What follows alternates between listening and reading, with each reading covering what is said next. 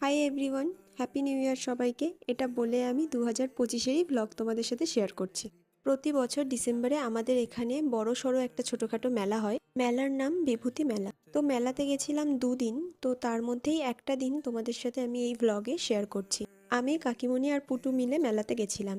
এবার কাকিমণি ফাংশন দেখবে বলে প্রথমেই বসে পড়েছিল, আর এদিকে পুটুর দয়ায় একই মেলাতে 10 বার আমাদের চক্কর কাটতে হয়েছে, কারণ একই জিনিস পুটু দেখতে বড্ড বেশি ভালোবাসে। আসলে এই মেলাটা পুরো আমাদের মুখস্থ হয়ে গেছে। জন্মের পর থেকে মেলাতে বিন্দুমাত্র পরিবর্তন নেই, একই জিনিস একই রকমভাবে হয়ে যাচ্ছে, শুধু দোকানপাট একটু একটু করে অ্যাড হচ্ছে। তবে এবছরের মেলাটাকে দেখে একটু অন্যরকম লাগলো, কারণ আমাদের এখানকারের বয়েজ স্কুলের 100 বছর পূর্তির জন্য তারা দায়িত্ব নিয়েছিল।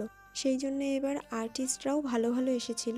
এই বছরেই সারেগামাপা চ্যাম্পিয়ন অঙ্কিতা ভট্টাচার্যও এসেছিল আমাদের এই মেলাতে। প্রতি বছর আমাদের এই জায়গাটাকে এত জমজমাট করে রাখার জন্য সকলকে ধন্যবাদ।